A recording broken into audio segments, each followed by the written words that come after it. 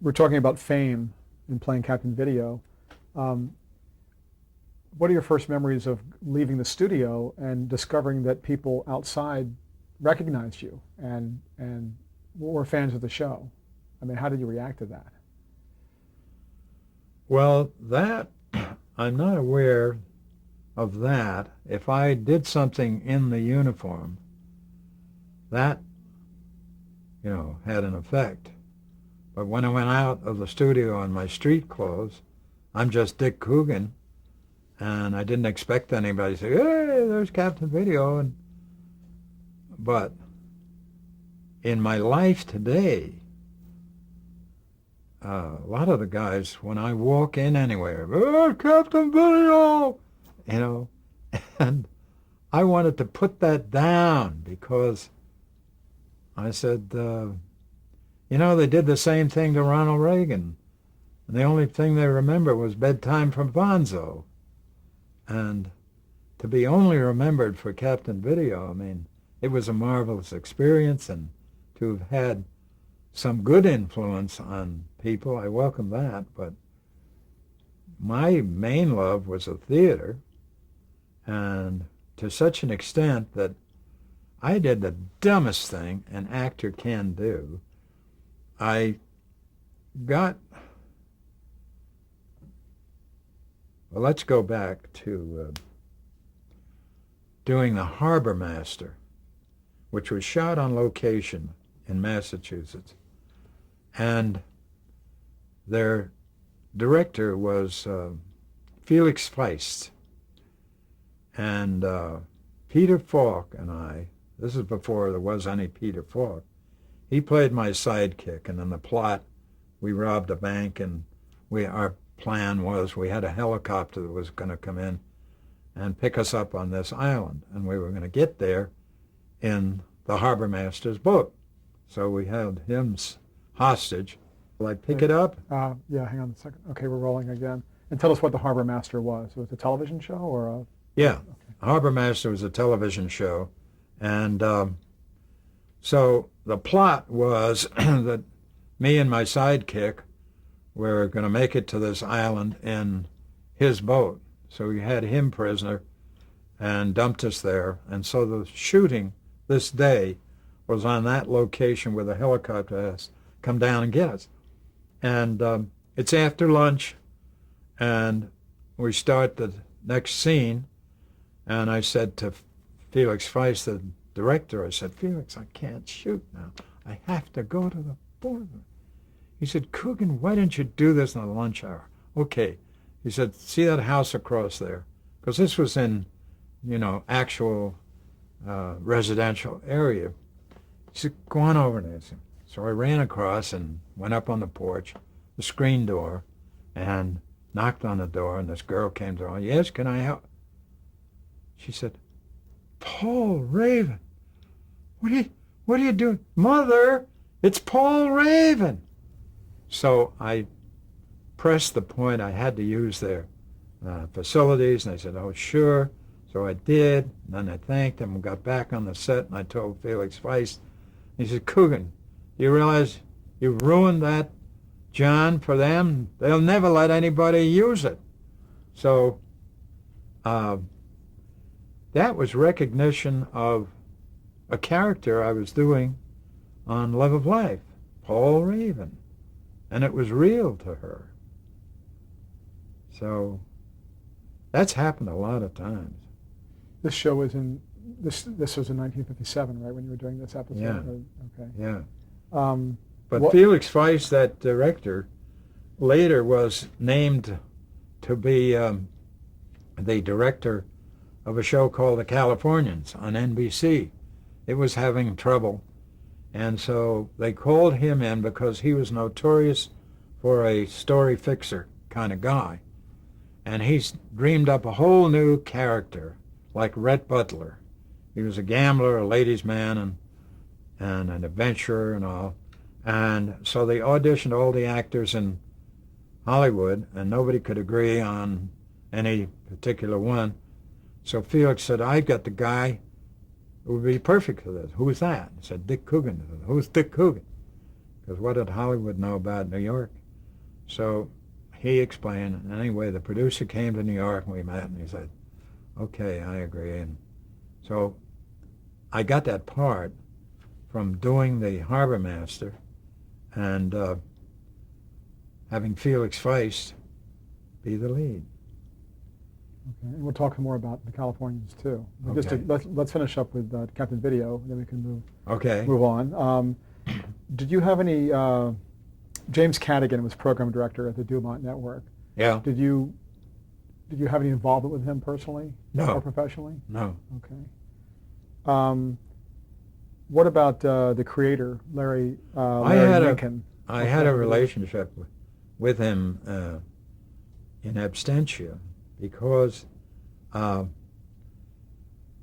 was my own worst enemy, let's say, in trying to get management to relate to the audience and put out some money into something to give the children. Eventually they did do that, but on an interview I would be down playing the management, and word came back that Jim Cadigan doesn't like what you're doing there. You better cut it out. So, being my own worst enemy, I decided to press the point, did it even more. So, eventually, they said, ta-ta. So on a Friday, I was out, and on Monday they started with another Captain Video. Did people notice? Did the kids notice? I don't know, because I was working plays on Broadway, and that was really my heart was in that. So I didn't look back to see what happened when I left. How did they tell you? Did they wait till they waited till that show was over that Friday? Yeah.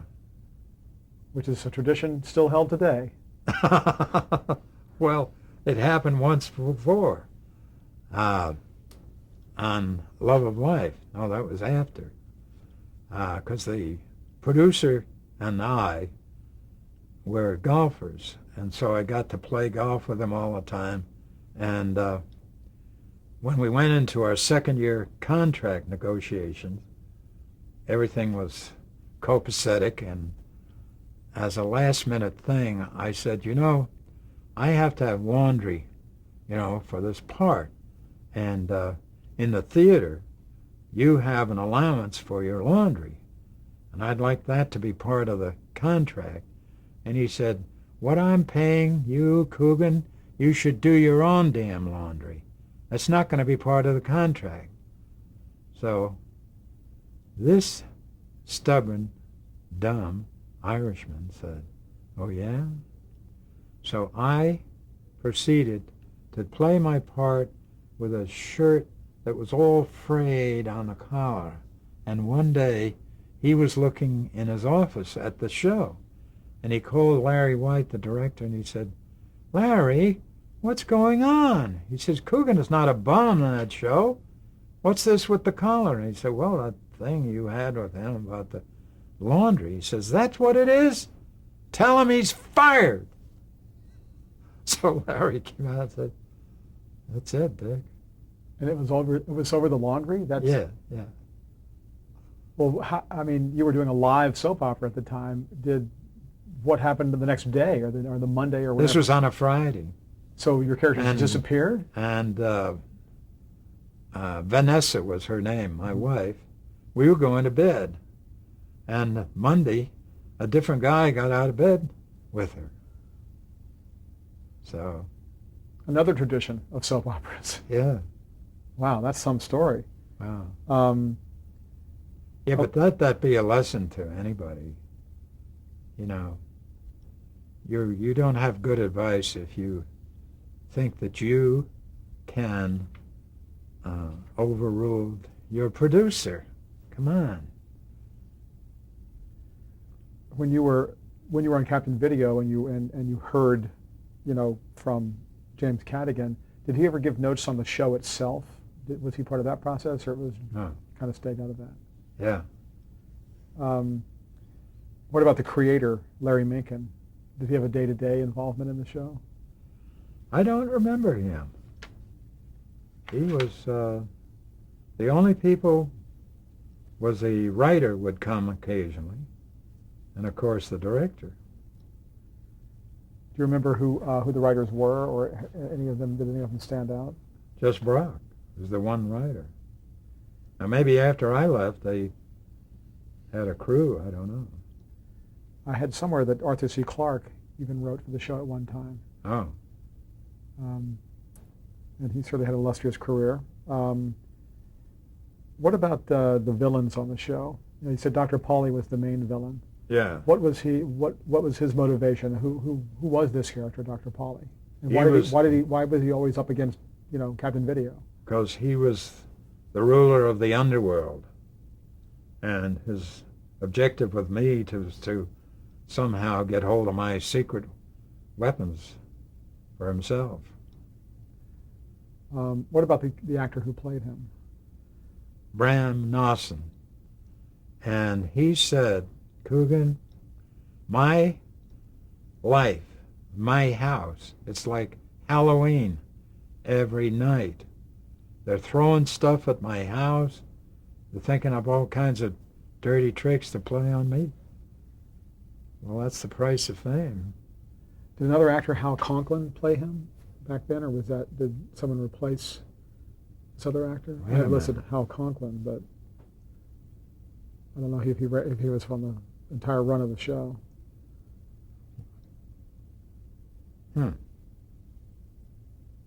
I could be wrong about that. Okay. This could be a senior moment. Okay, we can check though, and before the because next Hal tape. Conklin's name is familiar. How about the other villains in the show? Do you recall the names of any of them, or what kinds of villains they were?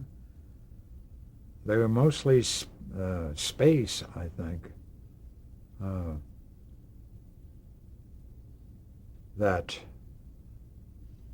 I'm talking about after I left the show. I think that they went into more space atmosphere. I mean, some of these might have been after you were there, but some of the names I have are Mook the Moon Man, Hing Fu Sing, Dr. Kleismach. Well, they just had strange costumes and makeup. And was there a giant robot when you were on the show called Tovar? No. Okay, which is robot spelled backwards. I guess that might have come later. You mentioned the gadgets. The gadgets are all pretty simple props, right? Yeah. And you just made the most of them? Is that, I mean, how? Yeah. Well, doing this and pretending you have a gadget you're turning, it's just the palm of your hand. And you mentioned that you had a small television set or something. It was called the remote telecarrier. What did you do with that? I mean, what was the? I didn't have that. Okay, I thought there was like a remote screen where I had early on when you would talk to the Rangers that there would be these video reports, and Dumont would have these old clips of westerns that they rolled into the show. Yeah. Well, that's where the Ranger and I would get together here and turn this on and watch our agents in the West. So the kids in the audience accepted that, because who doesn't, as a child, they all love a Western. So it sounds crazy to say that my agents were all Hoot Gibson and characters like that, working for me. It is pretty amazing. So how did you keep a straight face? Well, because as soon as you were off camera, you could do anything. Part of the legacy of Captain Video is that there were some real messages in the show. Tell me about that in terms of like patriotism and did you have a sort of a talk with the kids on camera? That's after me too. Okay. Yeah. Okay. Did the storylines last for a long time, or did they tend to run for maybe a week at a time, or was it sort of interwoven like a soap opera in a way? No, they were mostly like 1 week. It was over. Okay. Do you know much about Al Hodge, who was the actor who replaced you on that Monday? I just knew the name because he replaced me. But we didn't personally, I didn't shake hands and wish him luck. There was no need to do that. He could care less what was happening to me, and wished him luck. What was your reaction when they told you that after that last show, that Friday? I wasn't heartbroken. I guess I should have been. But I had something to go to right away, like auditioning for a part on TV, or I was never out of work. Other actors said Coogan, but I would send another actor to do an audition that I was auditioning for, which you weren't supposed to do. Well, I'm sure you've been asked, this will be my last question about this, but I'm sure you've been asked many questions about Captain Video over the years, but what do you, in terms of television, what do you see as the legacy of that show? The legacy of the show? Captain Video, the show. It probably was a pioneer in grabbing an audience's attention with gadgetry and making them believe by the way you handled it and the way the script handled it that the thing was real. It could do what we said. And maybe merchandising today, when they show how a thing works, it sells the product. Did you ever think about the impact it had on the viewers? Just the fact that it could get such a big audience? As opposed to, well, theater is like you have a particular audience that only houses so many people and you perform night after night. Well, toward the end, when I was about to leave the show, which I didn't plan, but I mean, at that stage, which was 2 years from the beginning, I guess I felt the impact of the show because we were getting the word back from the front office that we're even with Milton Berle, that's unbelievable. In 1951, when you started Love of Life, did you get that through the usual process? You auditioned? Yes, yeah. Okay. And that series lasted years and years, decades, and as it progressed. When you first started that role, did you have any idea you would last like 6 years in that role? I mean, was it no, I was only supposed to be on like once or twice a week, but progressively it took about 3 or 4 weeks, and I was in every day. And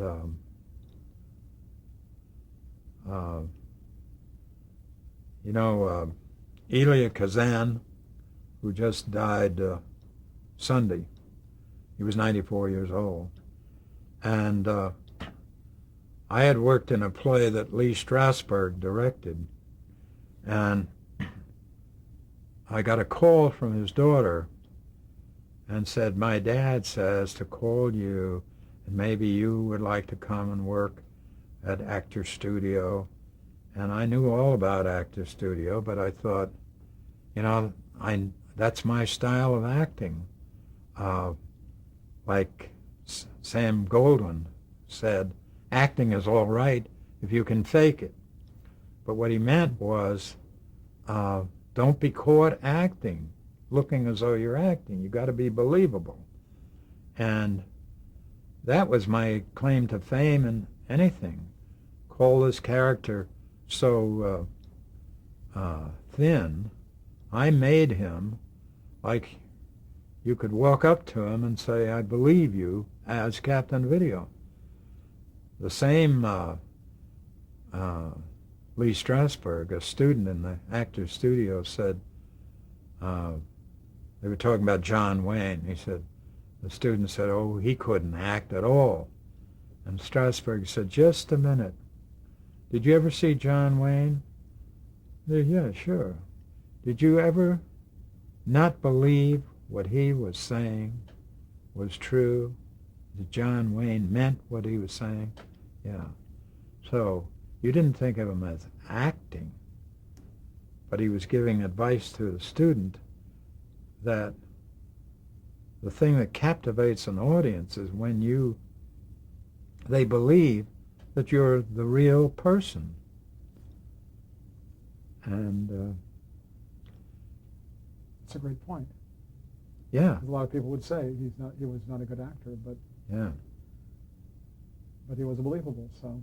Well, there were a lot of actors besides John Wayne that you wouldn't say he could play Shakespeare or change character and be something completely different.